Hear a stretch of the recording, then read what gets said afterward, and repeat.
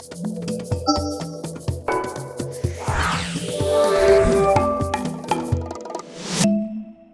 evening and welcome to the first ever installment of Village Bites. Hello there, Moderator. How are you doing? Hi, Louise. I'm all right. And how are you? I'm very well, thank you. So, Moderator, Village Bites. Tell us about it. So, with the lockdown and having to pivot to digital, as a business school, we've also had to do the same. So I know we've had 21 lessons, we've had SME sessions, and part of the lessons there was how do we teach our students who are running their own businesses to pivot to digital. And as we all know, Henley is a business school that's a business itself. So we thought, let us also see how we try and create different digital channels in which we can connect with people. And the Henley Village was born out of that, and it really is something that we hold close to our hearts. And it's a channel where we want to connect in a human way, as Henley is known for. Henley is known to really not only deliver superb education, but also connect with the humans that are on the receiving end of the education. So we thought, let's bring everybody together in this Henley Village. And under the Henley Village, we have different offerings, and Village Bites being one of them. And Village Bites really is all about masterclasses that will introduce our alumni, introduce our prospective students who aren't really sure how this digital thing is going to work out, if they want to enroll for our programs and are like, but how am I going to sit in front of a screen the whole day? So Village Bites is really to give people, both that are in our ecosystem and those who having second thoughts about joining our ecosystem, a taster of the virtual environment. There's various virtual programs that are on offer that we would like to share with our community, beyond just an email, so we really want to connect to these humans, hear from them, hear what people are experiencing, challenges they're experiencing, as well as opportunities through Village Bites.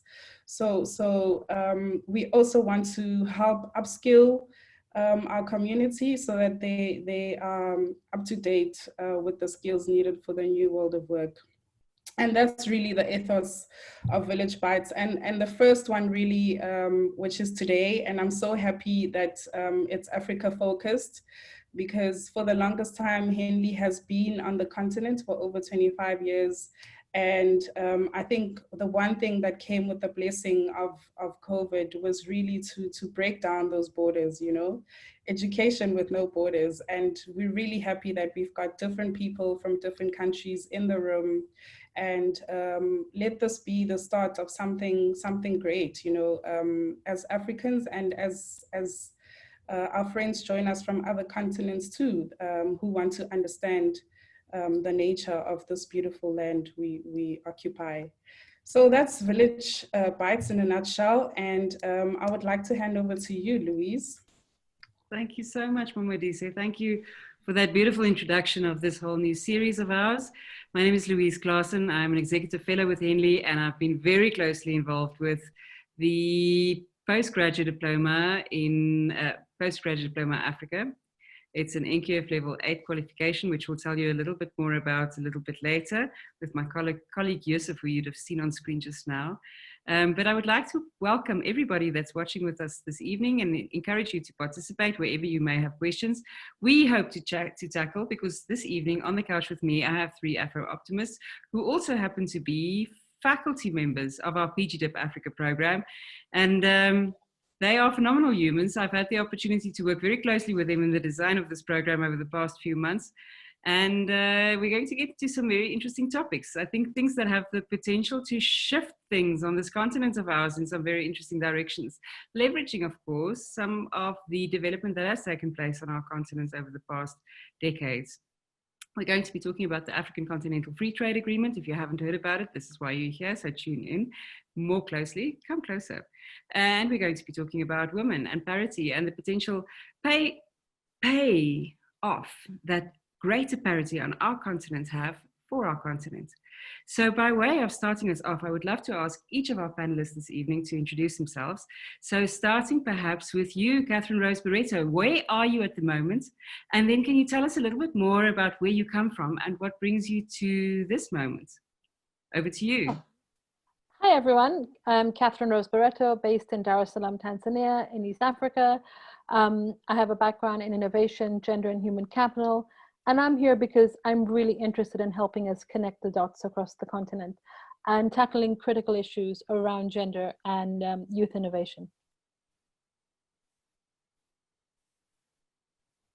Is that good, Louise, or do you want more? Yes, where are you right now? Like, where are you right now? And where have you been the past few days? So at the moment, I'm at the foot of Mount Kilimanjaro, which is, I believe, Africa's highest mountain. Currently dormant. No, it is dormant, but it does tend to spew lava once in a while. And I just spent the last 1 week in the Rift Valley Basin with 3 groups: the Hadzabe Bushmen, the Datoga people, and the Iraqi people. Yeah, just understanding how different communities work without connectivity and internet and Wi-Fi and electricity and water. Phenomenal. Thank you so much, Catherinerose. Coming over to you, Francois Ameguide. So tell us a little bit more. Where are you at the moment? And then also, where do you come from originally? And paint a bit of a picture for us about what that was like. Let us see what the young Francois was like and what brings you to this moment. Thank you, Louise, for the brief intro. I'm Francois Ameguide. I'm originally from Cameroon, but I've been living in South Africa for a number of years. I came for my tertiary education and I stayed on, and I fell in love with this country, and I've been here ever since. My passion is around business strategy in Africa.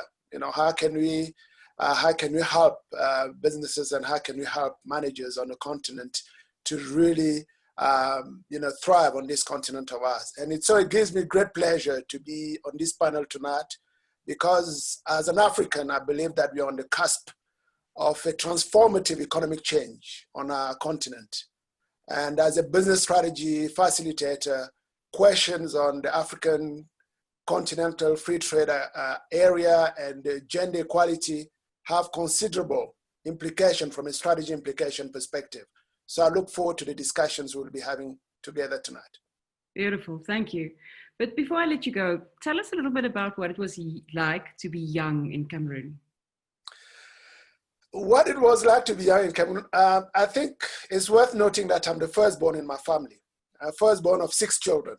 And as such, there is an immense responsibility placed on the firstborn. So from a very young age, you really take care of some of the tough chores in the house.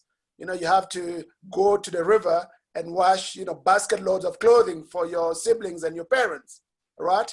And my holidays were not glamorous. I was not going to Paris for holidays.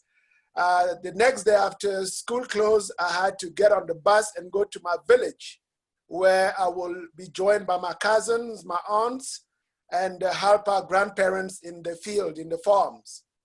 So that was my upbringing, very happy upbringing, large family. My mom is one of 11, my father is one of 10. So you can just imagine the village of children and grandchildren I had to be with on an annual basis. And growing up as a child in Cameroon was very interesting, because as most of you might know, Cameroon is bilingual. So we have a French heritage and we have an English heritage. And so my friends invariably came from both heritage. So it was interesting having conversation around, what system of education was better than the other, and so on and so forth. So the engagement and discussions, it's something I'm quite used to. And because I've been exposed to it from a very young age.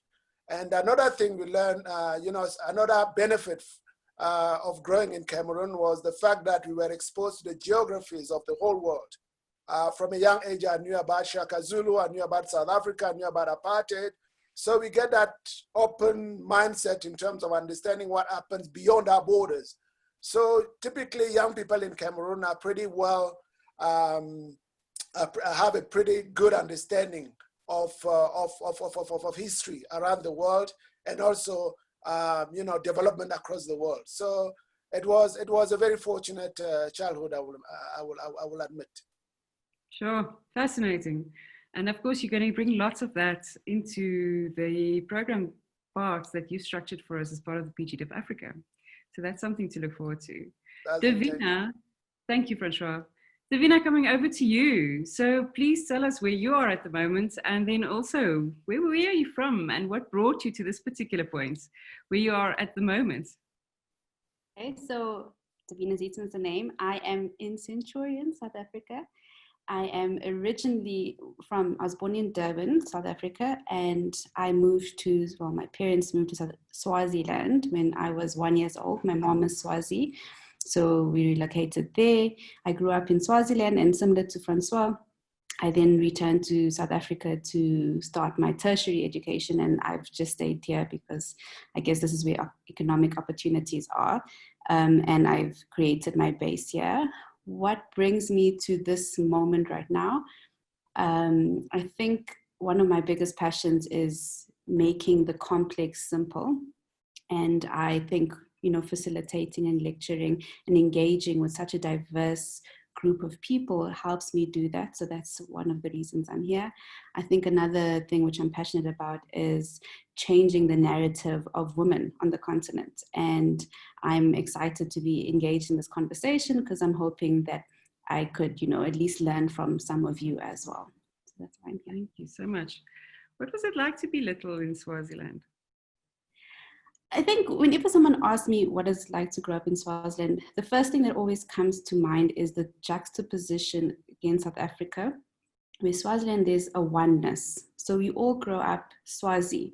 That's what you identify with, being Swazi. And I know it seems quite ideological, but race isn't as much of a factor as it is as when you come to South Africa. When I came to South Africa when I was 16, 17 years old, then you see this diversity, which is beautiful, but also division, which I didn't experience in Swaziland. So I think that's one of the things that I think most about how I grew up in Swaziland. Fascinating. Eswatini now, of course, as we move and grow.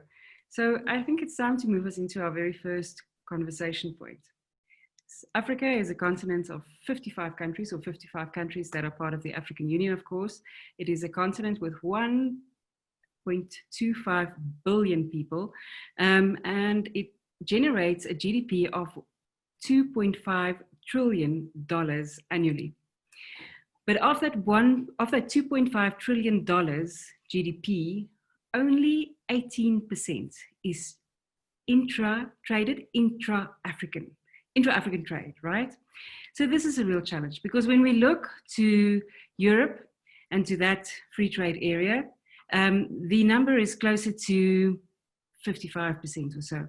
And then when we look at Asia, intra-African trade in Asia, the number is mid-60%. So why so low in our continent? And if we look at our continent with its many, many borders, 55 different countries, and we think about the potential upside of a more integrated economy that is more inward looking, and we think about the possibilities and the opportunities that the African Continental Free Trade Agreement brings, there's something there to consider and to play with. So Francois, can I hand over to you, and will you tell us a little bit more about what the African Continental Free Trade Agreement is? Introduce us to the topic, please.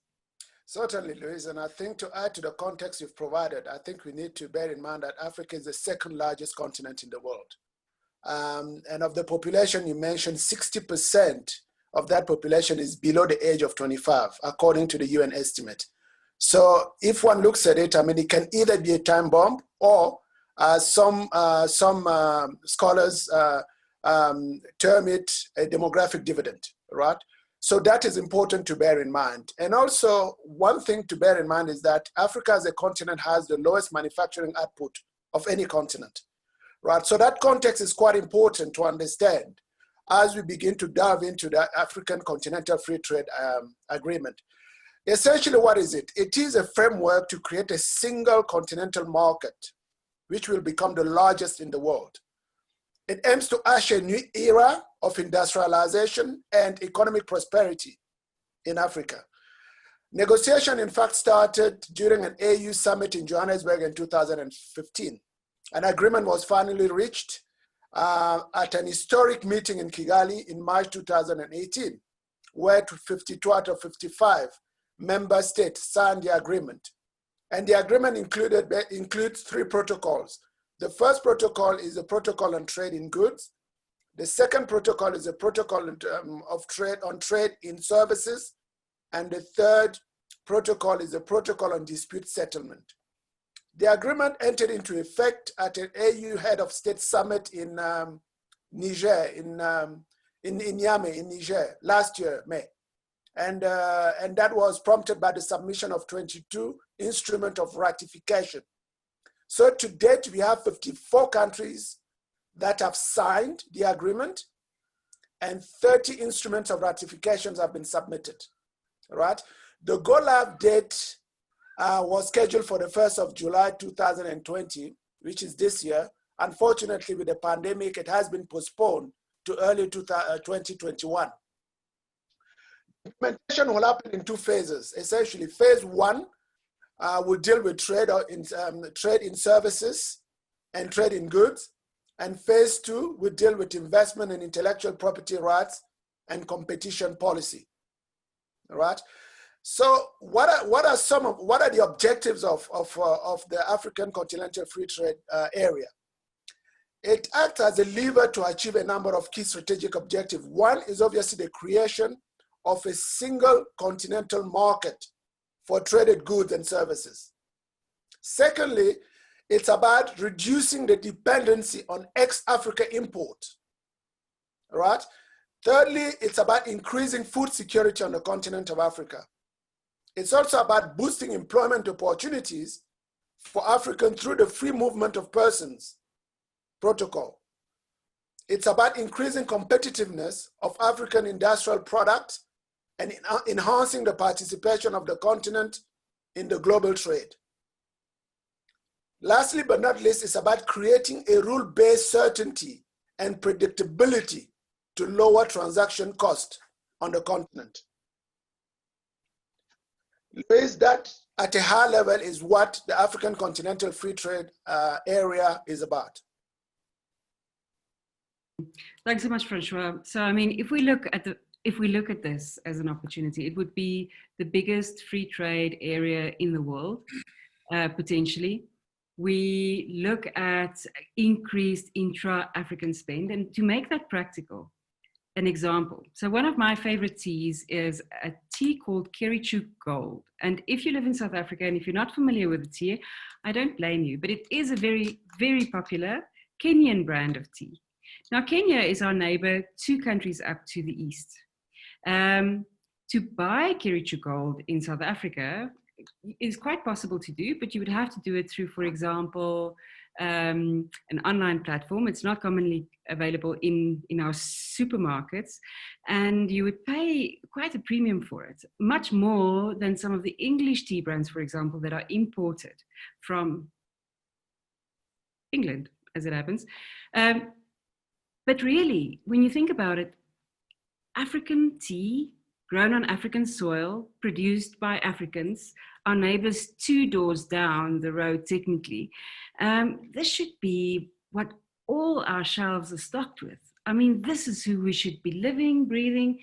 If you think about our homes, what we wear, what we furnish, really our entire lives should be stocked with African products. It shouldn't be a novel idea. It should be something that really is quite commonplace, and yet it is not.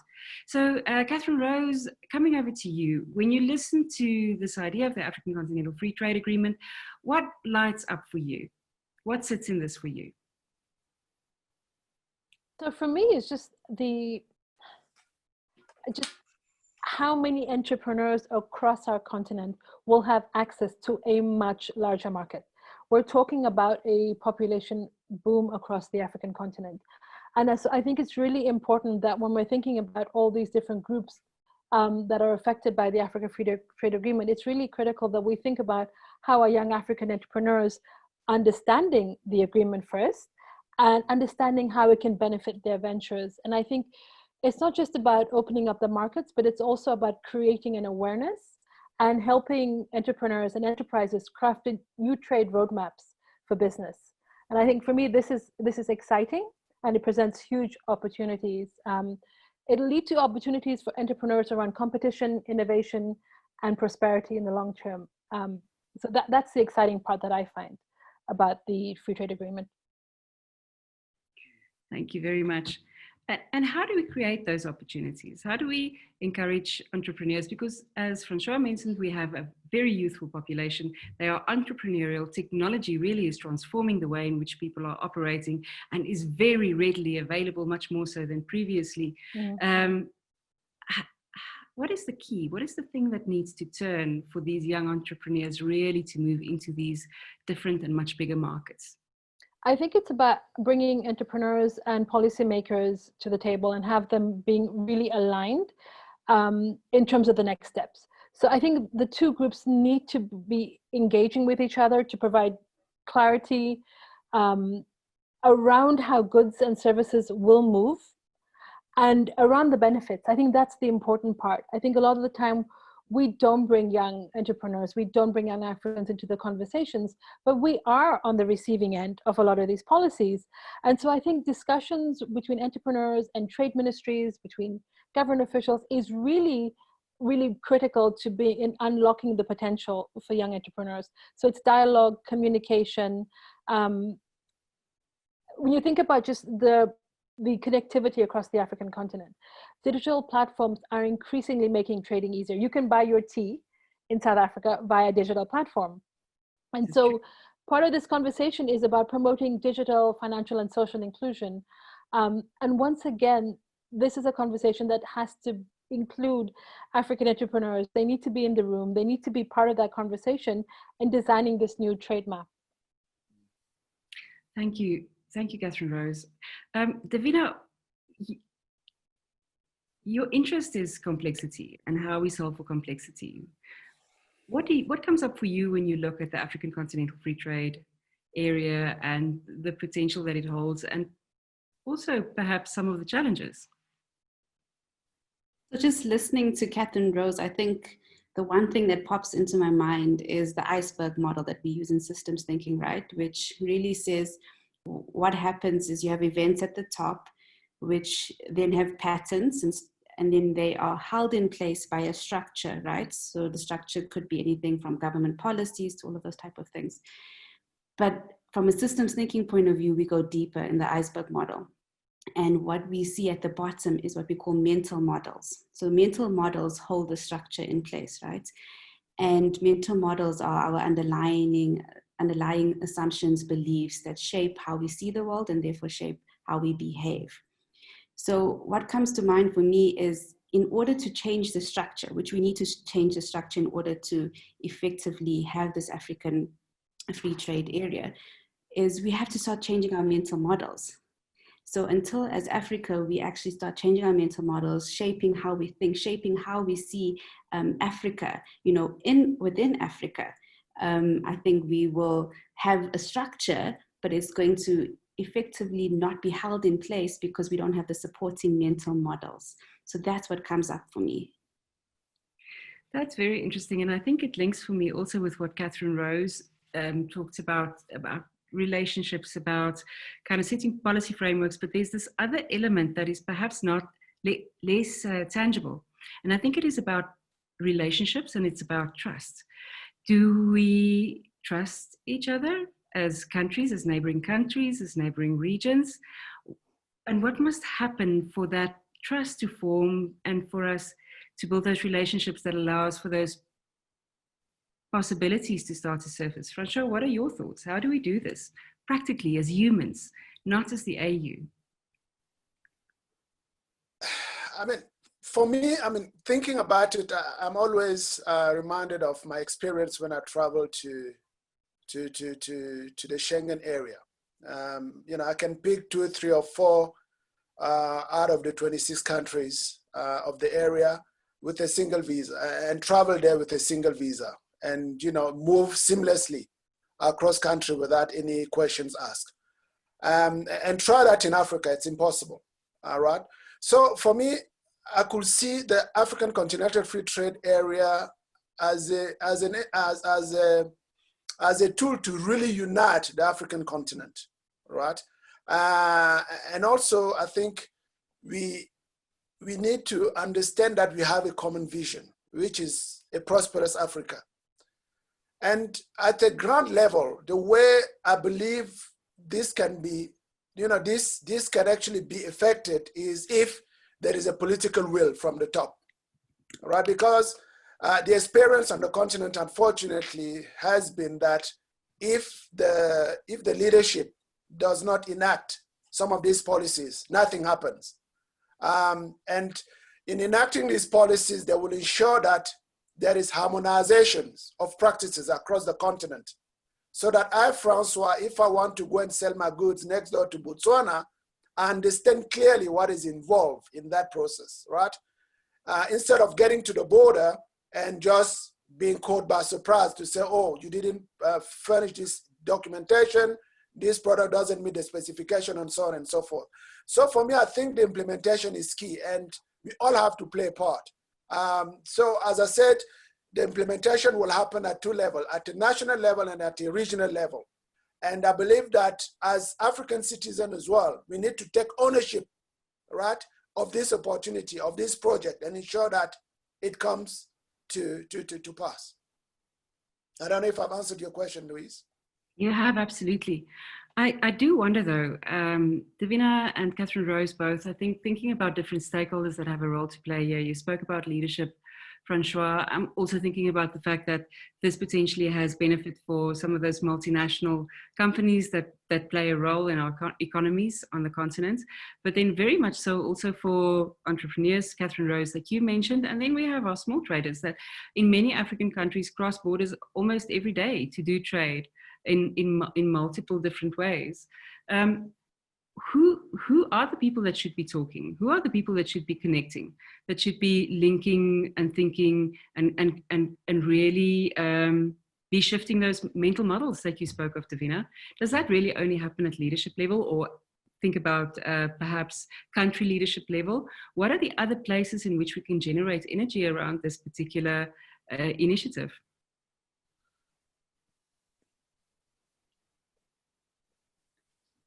So, I mean, I definitely don't think it's only a political discussion or discussion happening at the highest level of government. As you correctly say, I think it should go down to, every citizen. We all have to be changing our mental models because we are the consumers. So if we as the consumers are not having the mental models which supports a united Africa, it really is going to stay at that political level. There's only so much policies can do. So it has to, be down to our schools. It has to be down to the youth. It has to be down to, as Catherinerose touched on, entrepreneurs. It's everyone that has to change their mental models in terms of how we see this united Africa, how we accept it, how we embrace it, how we encourage it. So I don't think it's something that's only happening at the highest levels. Obviously, that's where it should be driven, because we do need someone to focus and pull us forward. But we need to, at every level of society, get into and support this program. Catherinerose, I don't know if you have any additional insights. So I do agree entirely. And I do think that another group that maybe we need to be looking at bringing in is private sector. And private sector playing a critical role, even in terms of just enhancing the value chain. So yes, I do agree with you, and I do think it's continuous. I don't think us realizing the Africa Free Trade Agreement is going to be, here's the template, go and do it. Francois talked about when he goes to Schengen countries and how long that took to find cohesiveness. And so I think even in our situation, it will continue to change. It will change because we're people, because how we relate to each other in terms of language and culture and borders is so different. And so I think it will keep changing and building, but it has to be intentional. And that's what goes back to what you said, Davina. We need to be intentional about how we enhance this value chain. You know, the work and the services that take place with each country, how we transport goods, how labor moves around the continent. You know, and everything from how ports and logistics works to how people consume things and what they consume, so that Louise can get her Kericho Gold tea in SA, you know, and not just in SA. When she's in Nigeria, she can still order her tea. So I think those human relations, I think, are going to be critically important as we move forward with the Africa Trade Agreement. And I think going back to what you said, it's about the trust that we build as Africans for Africans. I think that's important as well. And maybe just to add on to that, Catherinerose, I think while you're speaking, what came to mind is Brexit, you know, and how if society don't have the view that this is what we should be doing, how it can all fall apart. So, you know, I really do believe all aspects of society, from private sector to, you know, public sector to consumers, to employees, labor, everyone, unions, they all need to buy into the story of a single continental market. And so building off of what you said, Davina, I'm thinking it's not like we haven't done this before, right? This is not something new.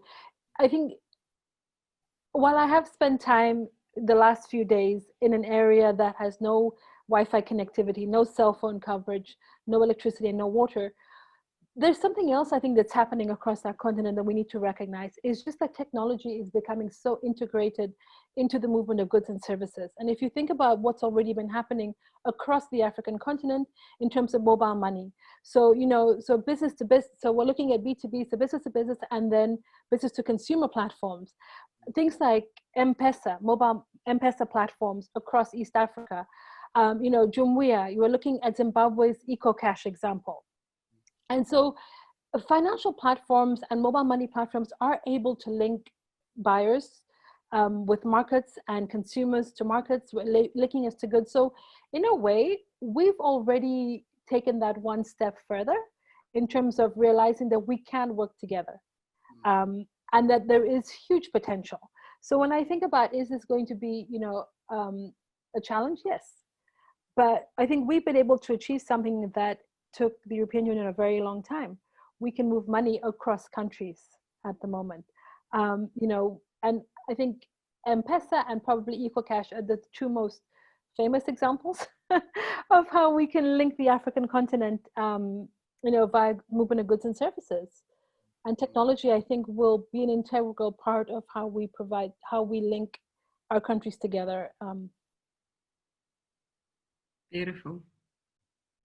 If I may add, I think one point Davina mentioned is the critical role civil society will play in making sure that, you know, the African Continental Free Trade Area becomes reality. And, you know, unfortunately, I don't know the extent to which the heads of state or the commissions in place brought in to the table civil society, because they are the one who feel the impact on the ground, right?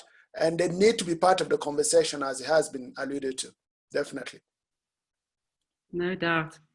I mean, one of the interesting things about that 18% intra-African trade is that while most of our exports as a continent, and certainly also as a country, South Africa, the country that I'm in right now, is commodity-based, most of the trade, intra-African trade, are comprised, in fact, of manufactured goods and services. So this is different, this is differentiated. And the greater the amount of intra-African trade, the higher the degree of research and development, the higher the degree of skills. These goods that form part of that intra-African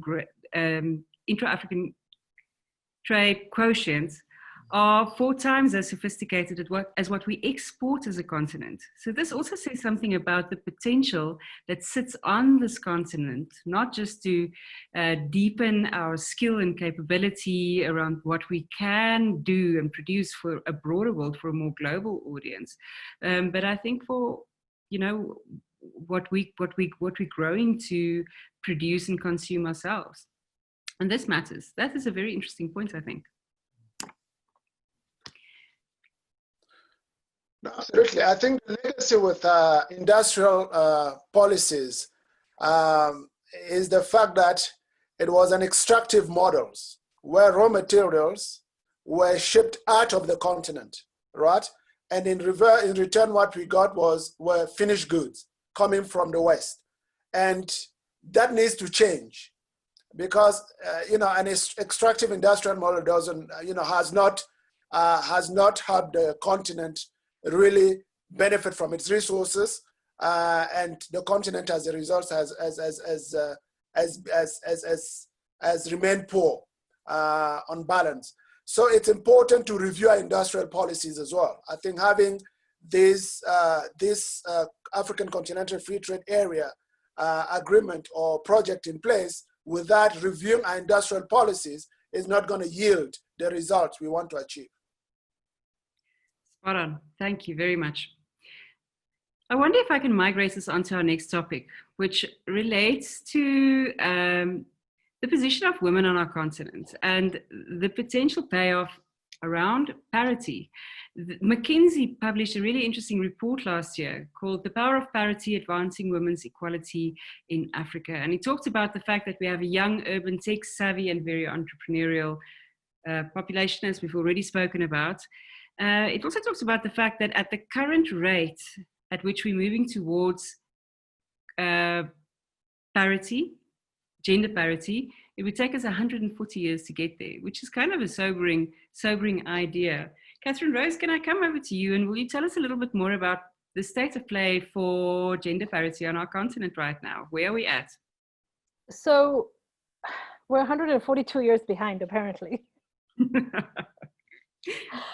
I think what really makes me get up every morning and do what I do, push for parity, push for progress, say no to manels, get more women into boardrooms and into leadership positions, is that while women account for over 50% of the continent's population, they generated 33% of GDP in 2018 alone. Wow. And then you think about the McKinsey report that you mentioned, Louise, and you know, yes, we're 142 years behind, which is really sad. But in another way, the McKinsey report really highlights that as a continent, if we could achieve gender parity, we could add $316 billion to the African GDP. That's phenomenal. But we need to achieve parity between now and 2025. And this is each country achieving parity. And so $316 billion added to GDP, Francois, what does that say? You know, I mean, that's mind-blowing. The potential for our continent is so incredible. And yet what's holding us back is how we view women, how society views women. And the fact that most policies that we have in place, women are not sharing equally in the African economy. And so, while there are some success stories, and McKinsey really points this out, they look at kind of like Rwanda in terms of parliamentarians in Rwanda and women in leadership. You look at across the board in East Africa and Southern Africa, we're making incremental steps. But I really think that if we look at, and I go back to the Africa Free Trade Agreement again, if we really want to realize that potential, we need to be intentional about what we do, and we really need to make some changes around our mental models as well. And so for me, 142 years is really, really, it's too long. And Davina, I'm not sure what you think, but I'm just thinking this has to happen in my lifetime. So we cannot be waiting 142 years for this. So I just want to so from that same report, the South African one, if you look at just South Africa, it's 108 years to close the gender gap generically. But if you look at just the economic opportunity gap, so that looks at, in the workplace and pay, it's 202 years. So it's a bit longer than 100 years to wait to achieve same pay, which, as you're saying, I mean, it's mind-blowing that is something that we are okay with accepting in the time that we're in. Yeah. It's so interesting, right? Because there are a couple of, even if, let's only look at the world of work for a minute here. And there is a contradiction, because South Africa, not South Africa, but Africa as a whole, leads the world on women representation on company boards at 25% on boards. But then when we look at women in middle management, that number is actually physically moving backward. There are fewer women in management now, middle management now, than there was in 2015, which is a very interesting thing. So what creates this stickiness? What is it that it sits in society, that sits in the context that women operate in, that makes it so difficult for them to move forward as leaders in these organizational contexts? So if I can respond to that, I think the first thing which comes to mind is to go back to my earlier point around mental models and structure, right? So we have a structure in South Africa, at least, where you are encouraged to have women in leadership roles. So we, do the whole point system, etc.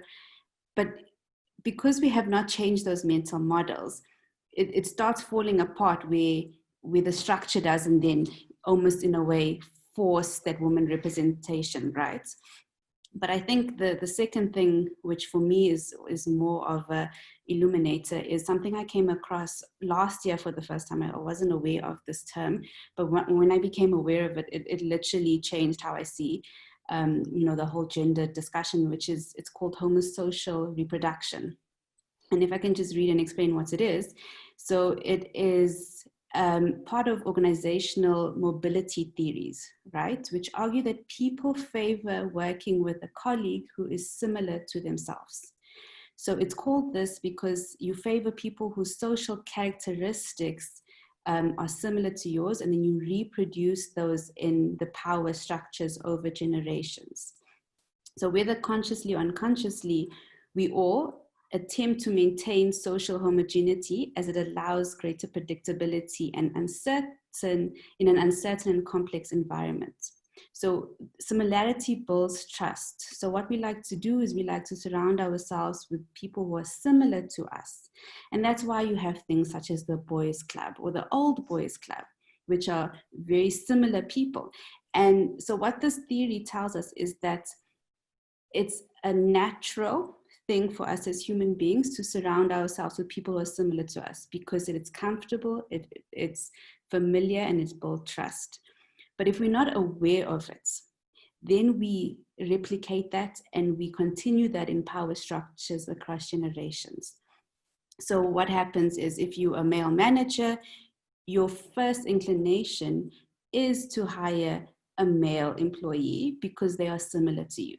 To have a woman who has characteristics which are different to yours might make you feel uncomfortable unconsciously, right? So for me, this really became such an interesting concept to unpack, because I think if we don't unpack and understand what we do is one of the things that shape our mental models, that structure of gender inequity is going to remain in place.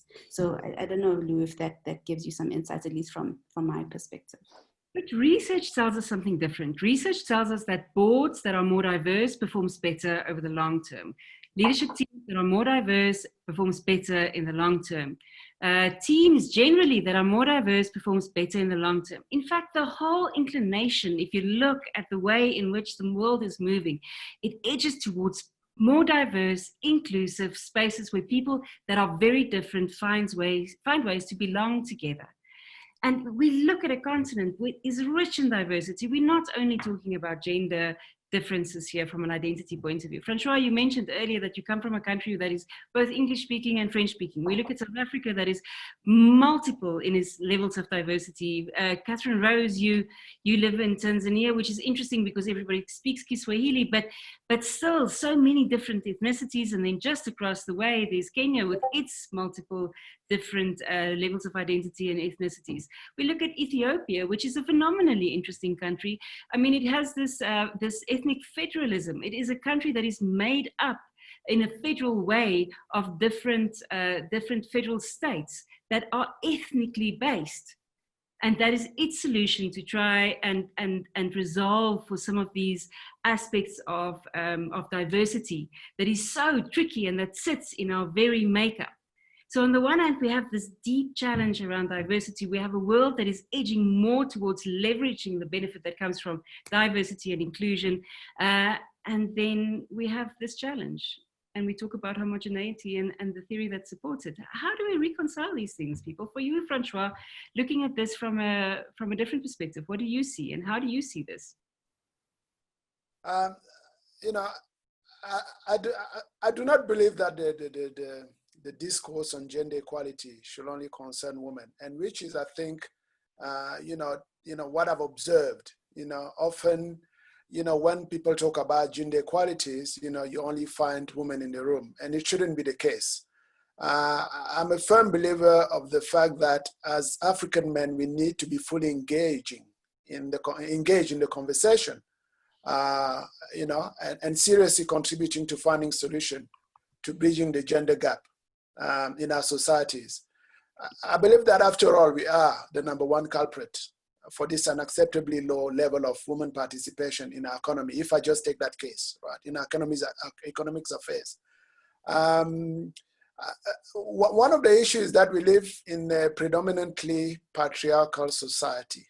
And that has to change, because I think it's robbing us from the very important contribution, as Catherinerose mentioned, that women could make to the prosperity of this continent we all aspire to.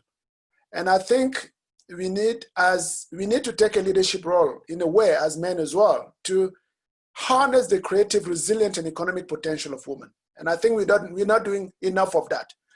So all those issues that, you know, are raised and discussed around, you know, gender inequalities, I think are in part there because as men, we do not take a leadership role or an ownership, you know, of the issues at hand and trying to find solutions to solve them. And the power again of women in transforming a society has been demonstrated in many different ways. I mean, if one looks at Bangladesh, for example, where Yunus Muhammad, the founder of Grameen Bank, you know, provided microcredit predominantly to women, you know, with resounding success. You know, I mean, you hear stories and testimonies of women who tell you that, I mean, they grew up in these rural areas, and through the loan they received, the empowerment they got through Grameen Bank, they were able to raise their children. And at the end of the day, they have today doctors as children, engineers, and that could not have happened if that empowerment, that intentional empowerment of women was not in place. So to sum up, I think we have a big role as African men to play to bridge that gap, you know, that gender gap in our societies. So I just seen a really interesting comment from Chantal, if we can address that. How do we handle the issues of social homogeneity and the boys club without being labeled as a troublemaker? Oh gosh, I think we need to learn to embrace that word in some way. If I think back to when I first started working in the tech sector, I would often walk into a room and I was the youngest woman in the room, often the only woman in the room. And it really became apparent to me very early on that if I wanted to change the way, in our context in Tanzania, that women were viewed in STEM and the role that women played in building our innovation ecosystem, I had to be intentional about creating space for other women. You know, men always seem to have this boys club is so well oiled. I mean, you know, women, we have mentors and we have access to mentors all the time, But what men have that's a little bit different is sponsors who advocate for their promotion, you know, who introduce them to key stakeholders, who give them exposure when they need it, introduce them to, you know, other men in higher up leadership positions.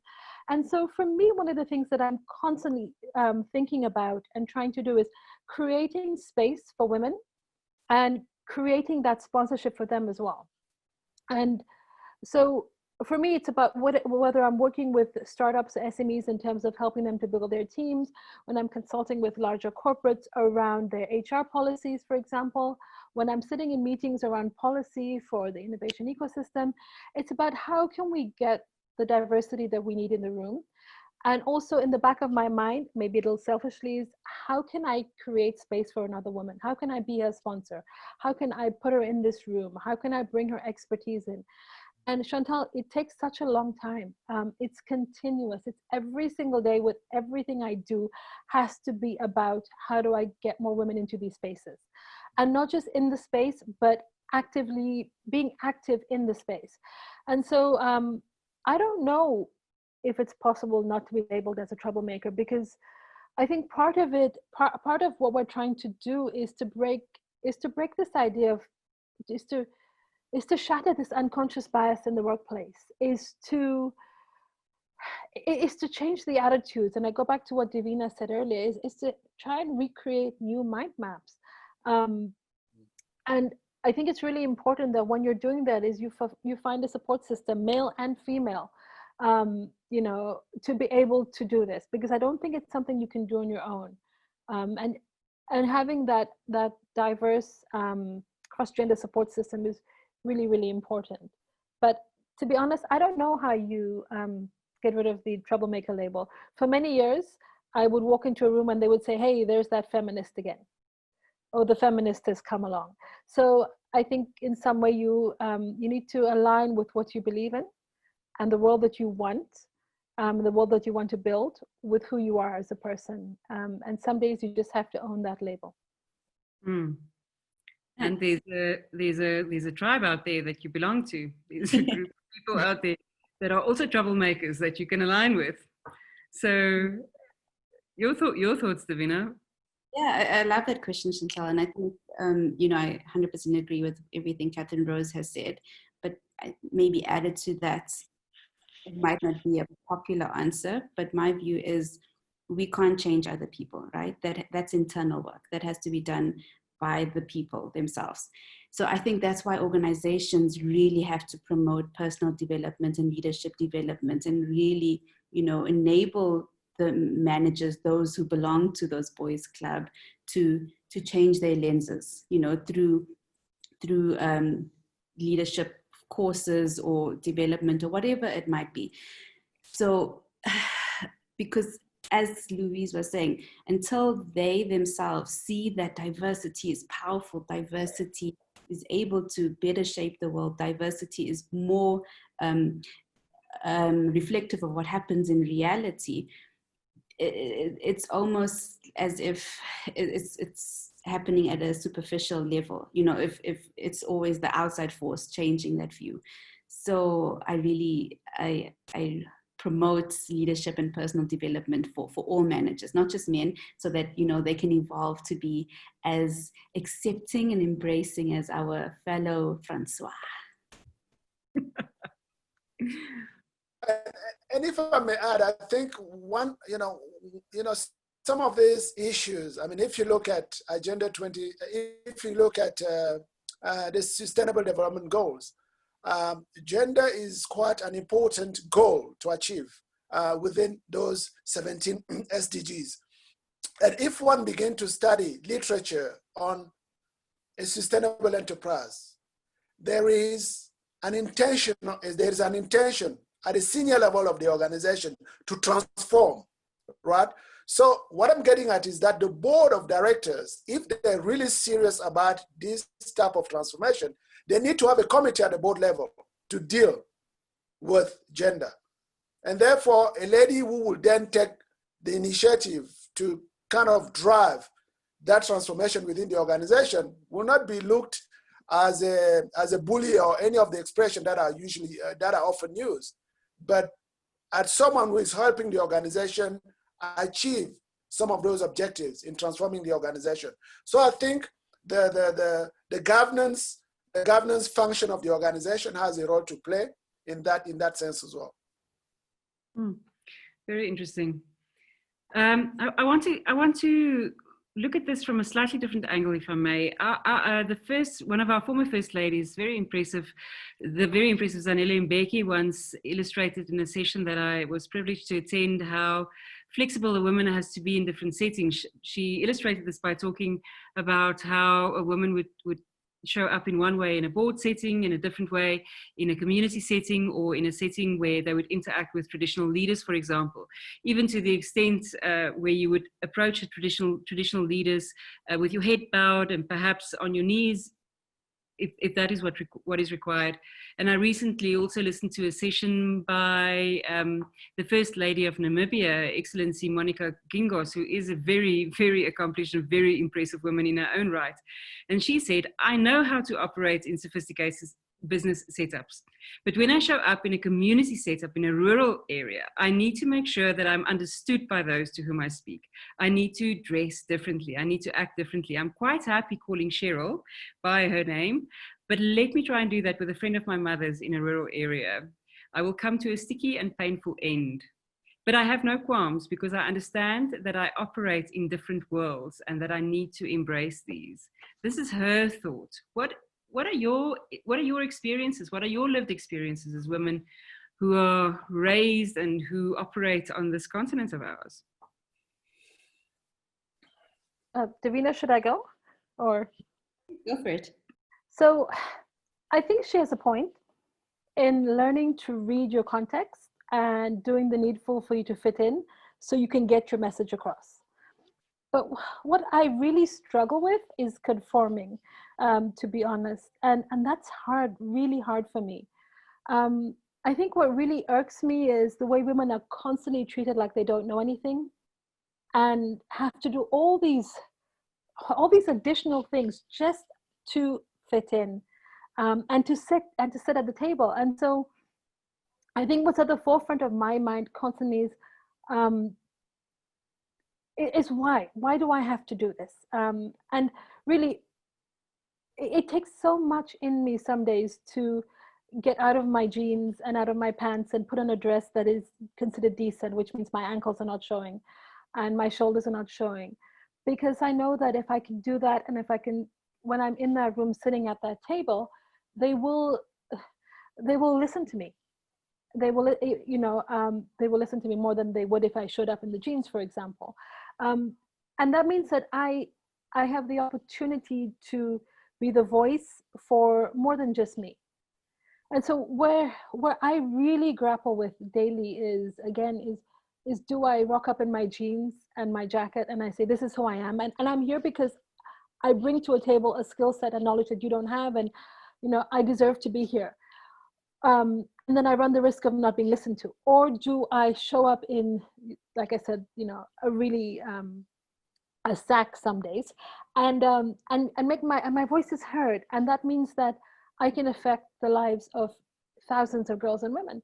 So for me, it's always having to choose every day, and it really goes back to how women navigate space, how we navigate space anywhere, how we navigate space, when we're walking down the street because we don't put our headphones in because we need to hear if somebody's going to attack us, how women navigate space in public transportation, where do I put my body so that a man is not trying to touch me, and claim that it was by mistake? How do I navigate space in a boardroom? And Precious, we're so many in this tribe, Precious, it's incredible. How do you navigate space in a boardroom? How do you form alliances? And that's, what Chantal brought up earlier. Before I go into a board meeting, I have to form an alliance. I have to reach out to somebody else, generally older male, on the board, say, hey, this is what I think, what do you think? How can we do this together? And so it's exhausting, Louise, like absolutely exhausting. And so I get it. I think we're not at the point yet, unfortunately, where we can say, that's it, I'm not going to conform. And I think, it's incremental. The learning for men and women is incremental. There are a lot of women that advocate for patriarchy as well. It's not just men. And so I think it has to be It has to be intentional, what you do and when you do it. And I think sometimes for me personally, it's about the bigger picture. It's not about me, but it's about how many girls and women am I going to impact by putting on that skirt and not wearing those jeans. And then you do it. And then you drink a big glass of wine after.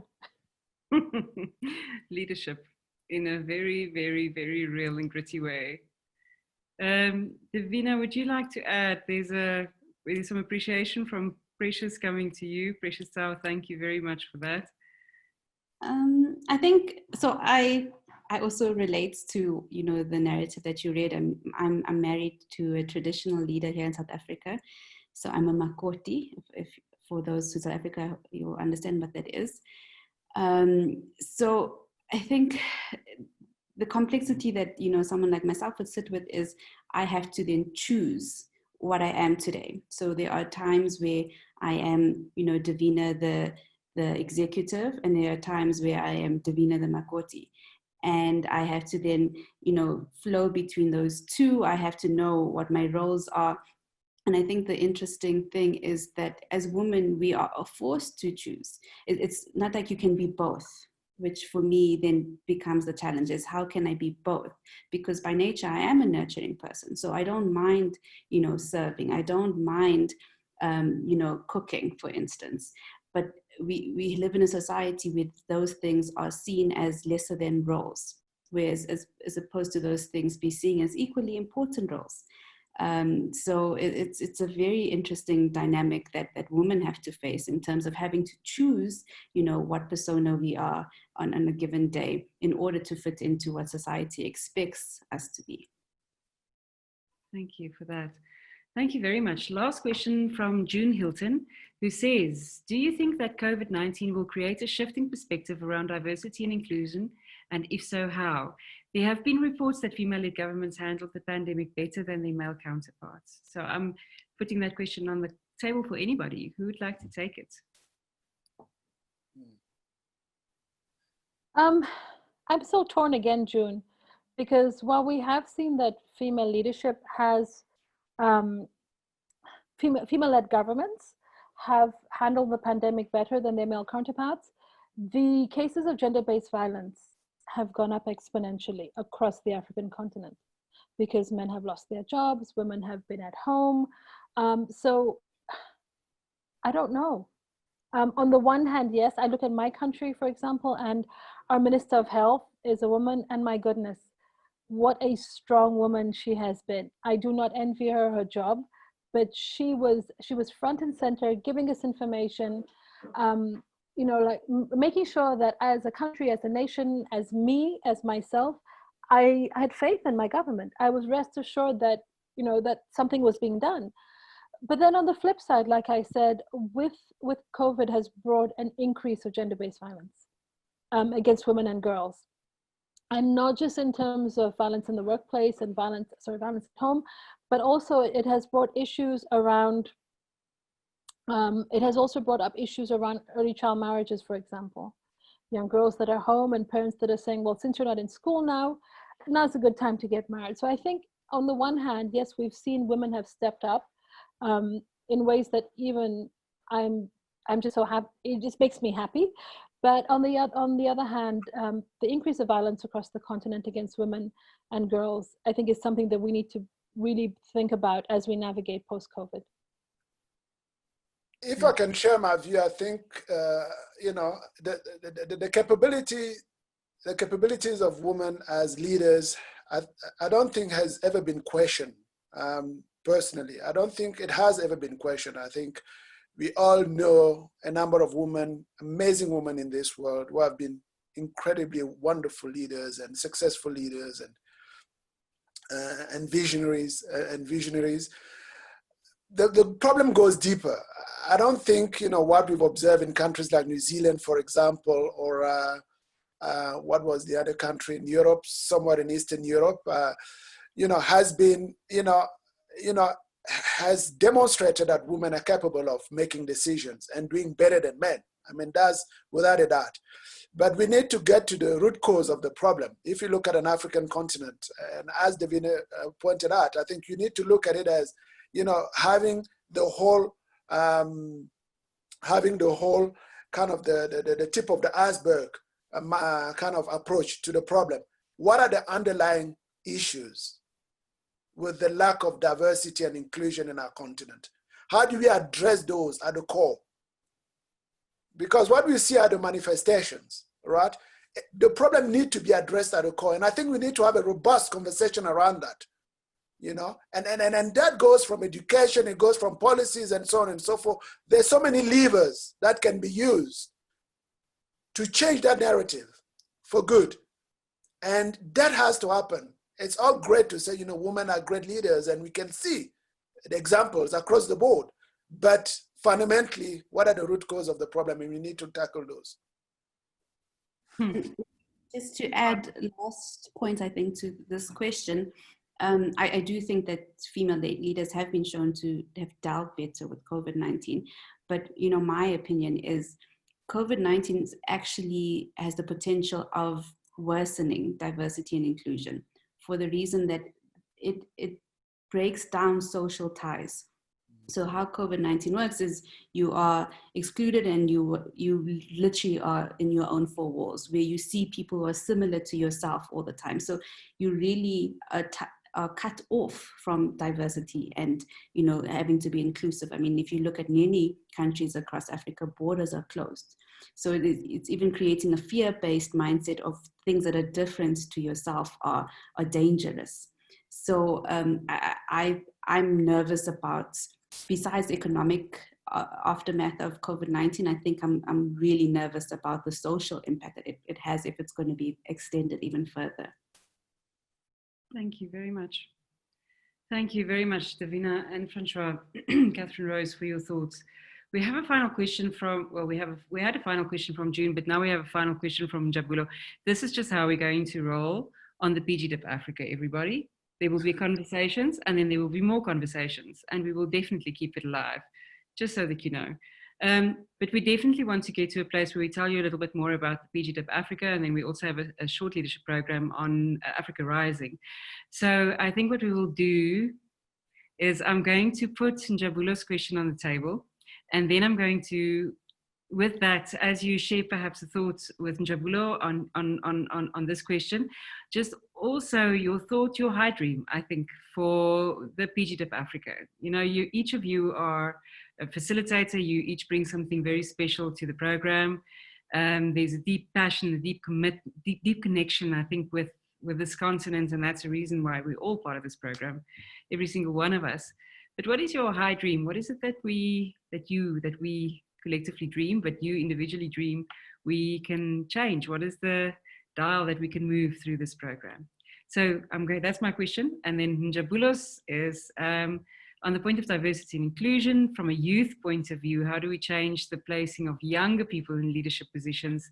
There seem to be the sense of taking a risk. And, you know, as you said, Francois, I mean, 60% of our people on our continent is below the age of 30. We've got an extremely youthful continent and lots of young people with that, lots of potential, but still aging populations in our workplaces and corporate, strangely, and in a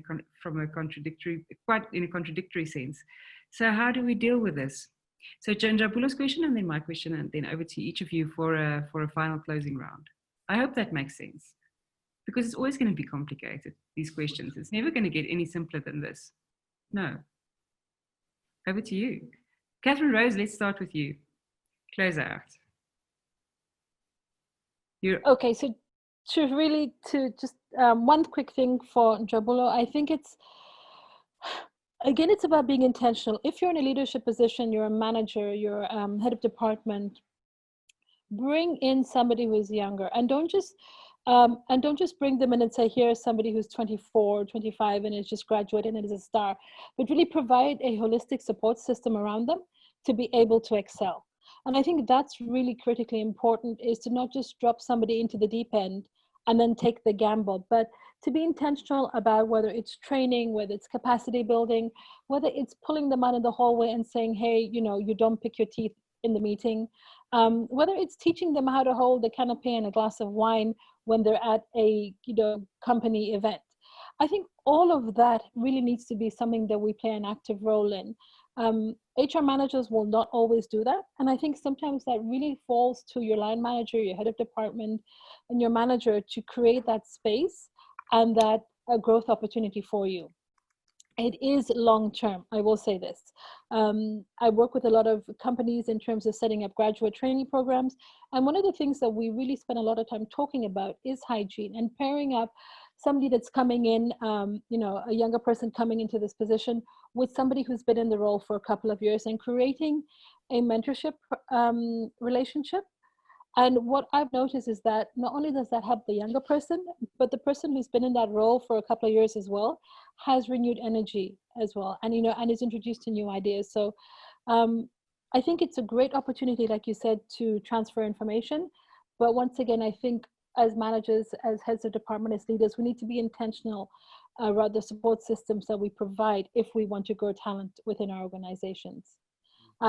And then to answer your question, Louise, sorry, I forgot your question. What is your high dream for this PGDip Africa program and for you as a facilitator on it? A more connected continent that is connected in a human way. And even though we'll be using online platforms, I'm really excited about the faculty that I get to work with.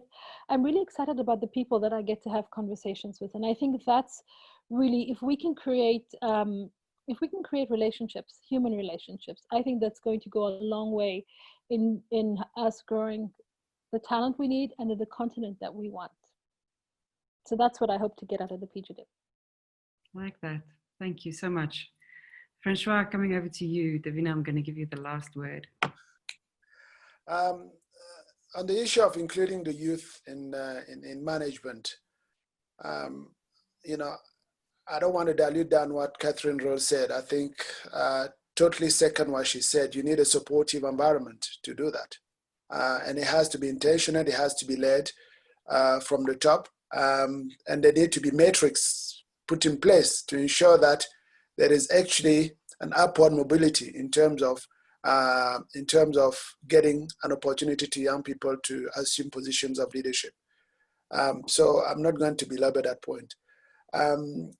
Louise, on your question, my vision for PGDip Africa is to train leaders across the continent to build solid businesses, competitive businesses. That really is my passion and my vision for this program. So as a strategy, as a business strategy facilitator, that's going to be my mission. You know, how do I enable all these young, you know, all these youth, women, and senior managers, middle managers across organizations, in organizations across the continent, to become agile managers and be able to really take advantage of these opportunities we have across Africa. Like that. It saddens me when I see that there's so many foreign companies coming to make abnormal profit on our continent, while homebred companies are suffering, are struggling, you know. And part of it is because we do not have the skill set that allows us to have that allow us to really compete against them, you know, because at the end of the day, that's what it is, you know. And so that's really is my mission and my vision for PGDip Africa. Thank you, Francois. I couldn't say it better. Thank you. Davina, you've got the last word. So, Njabulo, I don't know if I'm going to answer your question in a way that you're going to like. I had a similar challenge. I don't know if you're having this challenge, but I had a similar challenge where I worked at a corporate for a long time, and I was, you know, fast-tracked in my career. I moved on, and then I hit a ceiling because of my age. And so I decided I'm actually going to take a gamble on myself, and I left to start my own company because I felt that if I'm hitting a ceiling there, then, you know, why not take a gamble on myself? I have youth on my side. What's the worst that could happen? So that's my story. I don't know if I'm answering your question. And in terms of what are my hopes or high dreams for this program, so I'm really a believer that Africa is the most powerful continent and Africans are the most powerful people. I I feel that in my bones. And, you know, through this program, I really just want to be part of a narrative or part of a generation that is being empowered and empowering. And if we could leave with, you know, delegates in a cohort that feel empowered to shape the story of Africa, then that for me means we've won. I love it. So these are our PGDip Africa faculty members. I just think that you guys are amazing. I think I want to be a participant on this program, which means that the position of program director has just become vacant if anybody is interested. So thank you to everybody that has participated and to everybody that has asked questions. Your questions has been phenomenal. It's really taken us to, I think, a very deep place in this webinar. What we would like to do now is just to tell you a little bit more about the program. So if you'd like to stick around for that conversation, that would be phenomenal. And I think by way of moving into that conversation, I'd like to introduce a really important person to you, who is Janet Brummer. Dr. Janet Brummer, can you bring yourself up on screen? And we can unmute you and we can see you. So this particular program, the PGDip Africa, and we're actually talking about two programs here. There is a short program that Yusuf will shortly introduce you to as well, the short leadership program, Africa Rising, and then also the postgraduate diploma, Africa. But the PGDip Africa is part of Janet's portfolio. Janet heads up the postgraduate diploma management practice programs, the open programs at Henley. So Janet, please, can we invite you into the conversation? Can you say a little bit about how this fits into the bigger picture and what this program is to you? Yeah, sure. Okay, I can tell you some of the kind of structured and formal stuff, and I can tell you some of the exciting stuff behind it. But essentially, this is a postgraduate diploma in management practice, which means for South Africa, certainly, it is a full qualification, obviously registered with the CHE and SAQA. And so you would find all that information on the web. We do run postgraduate diplomas at Henley and have for some time. But this is a new adventure for us. This program, the PGDip Africa, is going to be a program that you can do outside of work hours. And that's what makes it really unique for us now, moving into a brand new space, because we've been experimenting with online, and we really believe that we are learning. I'm not going to say we know how to do it, because I don't think that's ever possible, but we certainly are finding new and interesting ways. And if I think our faculty really enjoy the program, it speaks volumes. So this program consists of 4 modules that are accredited as part of the program. And the perspective that PGDip Africa takes is exactly that. It's a very unique African perspective, not a South African perspective. So it's very much more inclusive. And I think the rest of the faculty can maybe speak a little bit more to that in a minute or two.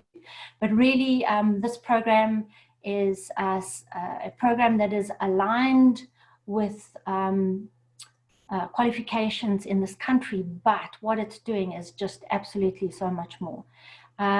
We are also looking at, and I really shouldn't be stealing Louise's thunder, but we're looking at the VR component, virtual reality, and that is a way of bringing Africa literally into your space. So being able to walk through a market that is 2,000, 3,000, 4,000 kilometers away and actually experience it, hear the noises, the sounds, and actually be there and participate. And that the VR components will be woven throughout the program at each opportunity, and will be included into almost like the curriculum.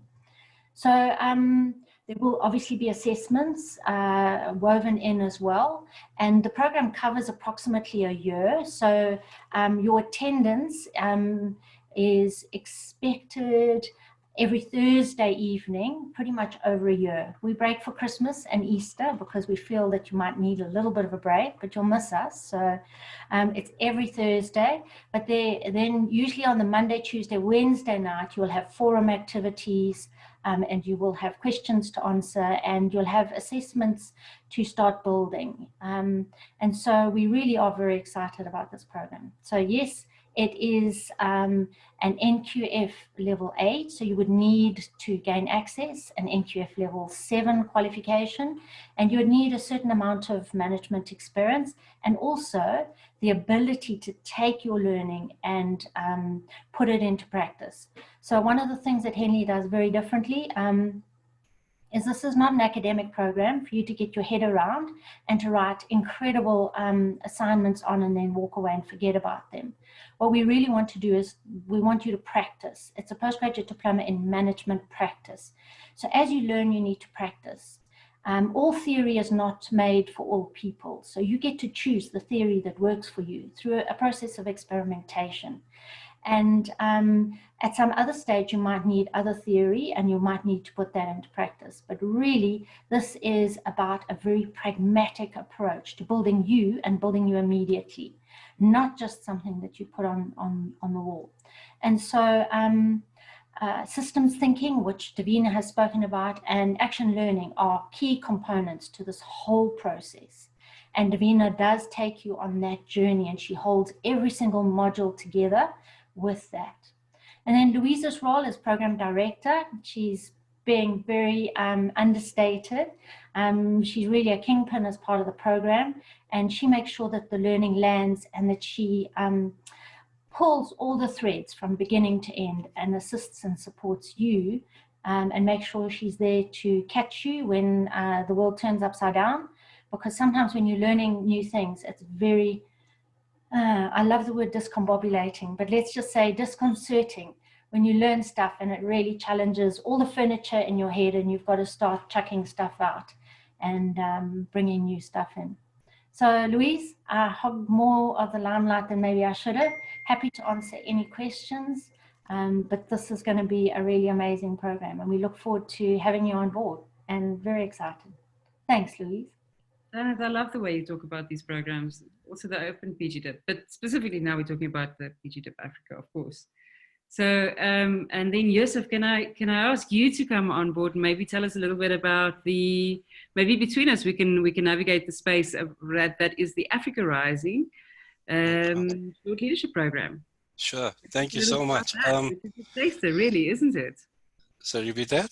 Which is a taster program, really, isn't it? Absolutely, yeah. Just got a few slides, and but before I go on, whilst somebody is sorting me out in terms of me being able to share the screen, I've been disabled for the screen sharing.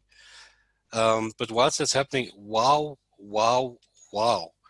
I've been sitting here, and you know, I haven't just sitting here listening to you guys. I am so taken away, so blown away with what's going to be coming.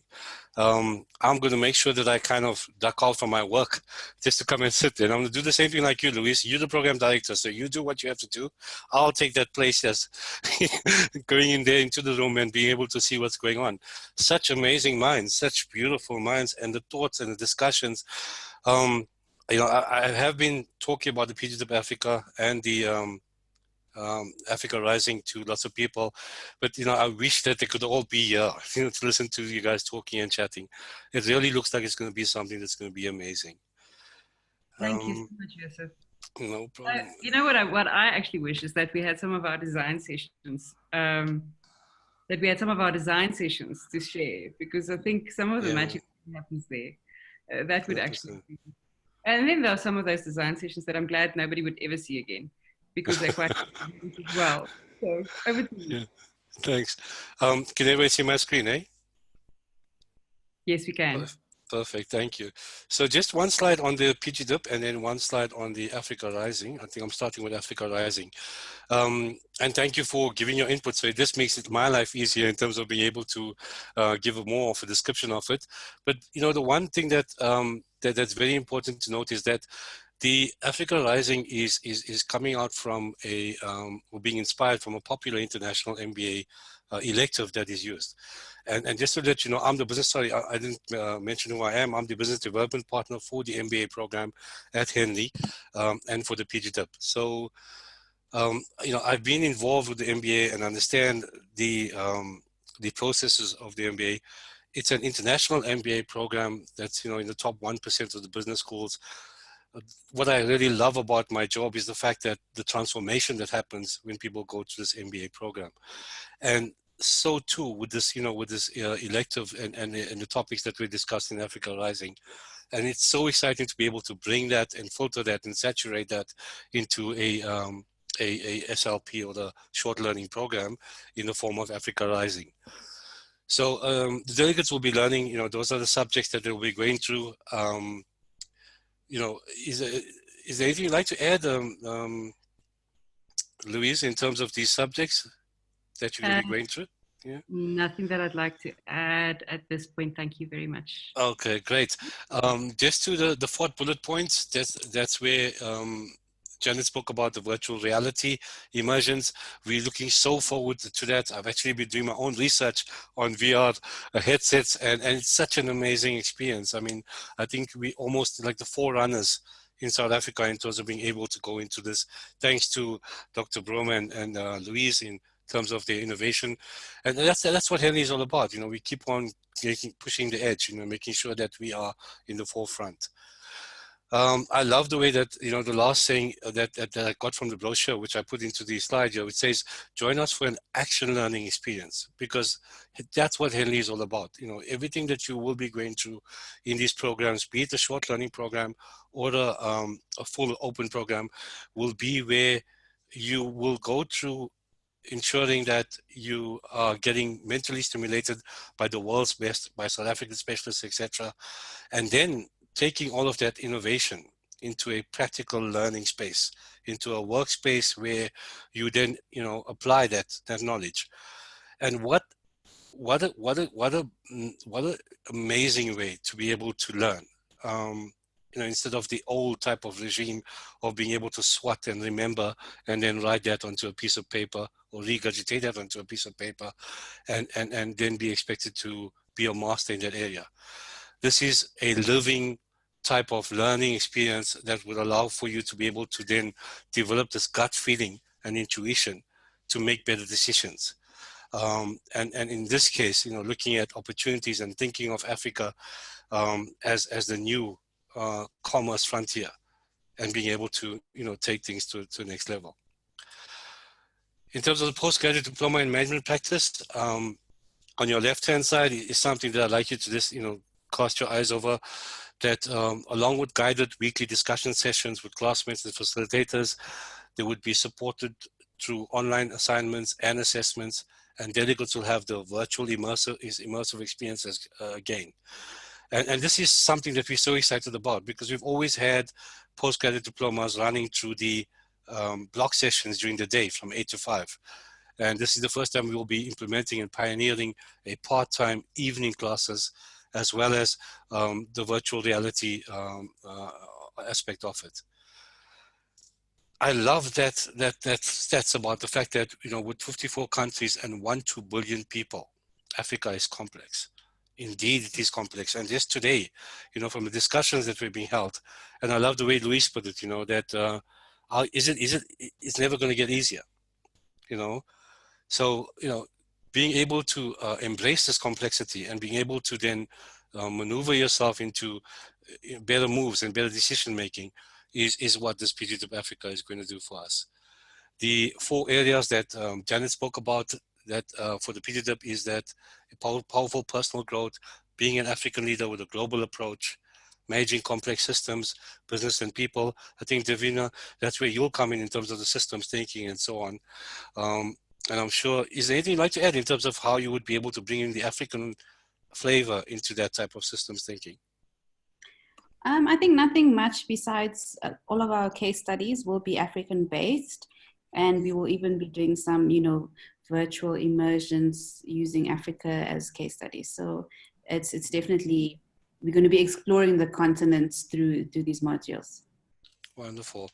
Francois, your input in terms of your areas that you're going to be covering? Yom, yom. You're still on mute. Spacebar. Okay, great. Can you hear me now? Yeah, absolutely. I think in terms of what I'll be covering, I mean, we'll be kind of looking at the history of the continent and how it shapes the business environment currently. You know, we will also explore themes such as Pan-Africanism, right, and the implication from a strategy formulation perspective. So we look at strategy from a from an African context.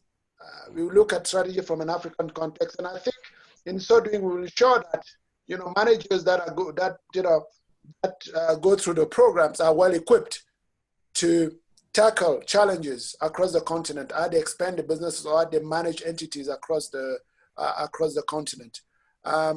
Also, very importantly, the point I mentioned earlier, we will look at the implication of the industrialization model of the continent, right? What needs to happen there in order for that to change, and also the level of competitiveness we can observe on the continent and the implication from a business strategy perspective. At a high level, those are some of the topics we're going to be exploring at the strategy in the strategy course. Great, perfect. Catherinerose, you just want to put something in terms of where your input's going to be for the PGDip? Sure. So I get to work with the amazing Louise and look at cultural intelligence and how do we grow that skill within our teams, within ourselves. And then I will also be working on values and leadership. Perfect. Thank you. And delving deeper into that. Perfect. And then let's hear from the guru, you know, who's going to be coordinating and captain of the ship, Louise. My title in Swahili is Walimu Mkuu, which means like head teacher, because they all are Walimu, which is teacher. We'll throw in some Kiswahili and perhaps some French for free in this program, you see? Absolutely. Those are some of the biggest languages on our continent, of course. Now, I think we're very, very well represented by our faculty here. There is more. I mean, we have innovative wealth creation that takes a very particular spin, looks at very unique business models on our continent. We look at leadership through very particular lenses, cultural intelligence of which is one, of course, but we do look at what it takes to build a global mind. Janet spoke beautifully of what it takes to throw some of that old furniture out, you know. Davina speaks so magnificently about these mindsets that we have, these mental models. They're built in a particular way, but they don't serve us once we start to travel more broadly. Once we start to take a world in that is vastly more complex, more fascinating, and need something different to navigate. So some of that furniture needs to be refurbished, some needs to be chucked out, we put new stuff in there. And that's part of the leadership journey. And it's a beautiful, beautiful, beautiful, scary, fantastically magnificent, life-changing process. No, thanks so much, Louise. And then, you know, whilst you were talking throughout the discussion, I kept on, you know, nodding my head and saying, we've got the right person for this. I mean, you've been speaking and been bringing up examples of people in Africa and what they've done and so on. That deep insight, I'm just waiting for that to come through.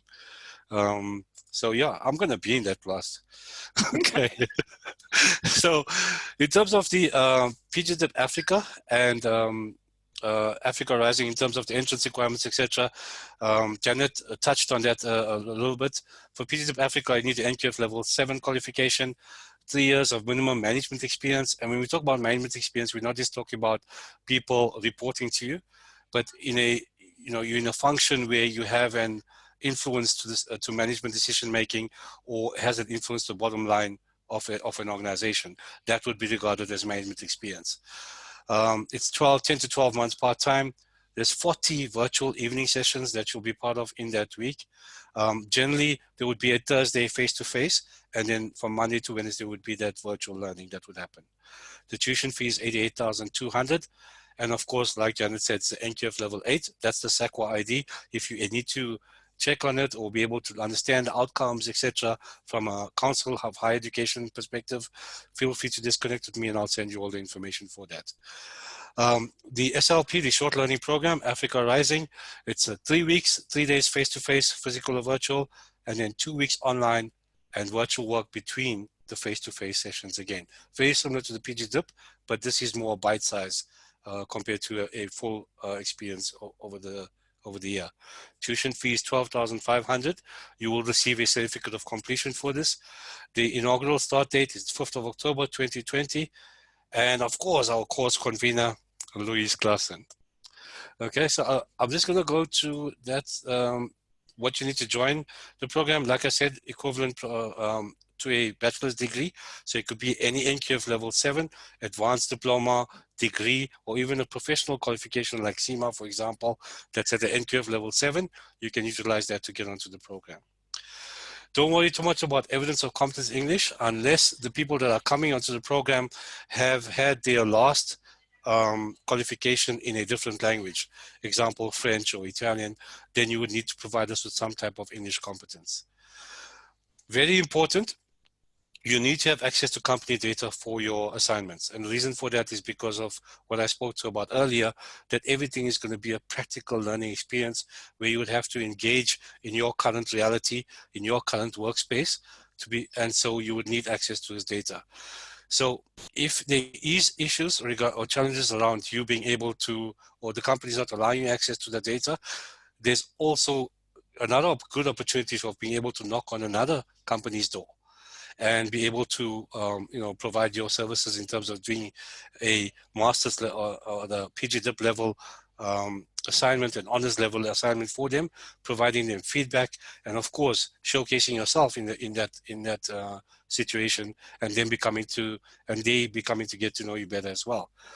Please don't charge them for that. Okay, we're not consulting for them. Okay, it would be great to be able to understand that aspect of it. And then if that doesn't work as well, you're more than welcome to look at any JSE listed company. They have all annual reports, and their information is available as well. So that's it, guys. I'm open for any questions and answers that you may have, or anything that is still unclear. Feel free to ask away. I think we've also overrun our time a little bit. Yeah, okay. I just want to say thank you so much for talking with such passion about these programs. We really appreciate this. Okay. And then shall we wrap our evening up? I believe on standby, of course, in the back, we've got Chris, who's been supporting us from a technology point of view.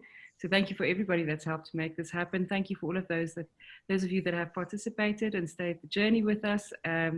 Please feel free to connect with any one of us through any one of the Henley channels if you have questions. But to Francois, to Davina, to Catherinerose, thank you so much for being here, for getting into the conversation in the way that you did. To Janet, to Yusuf, and to Momodisi, thank you for supporting this process. And I believe, as your thank you for participating, we have a playout song lined up for you. So, cool. Goodbye from everybody, and take it away. Thanks, everyone. Bye-bye. Thanks, guys. Bye.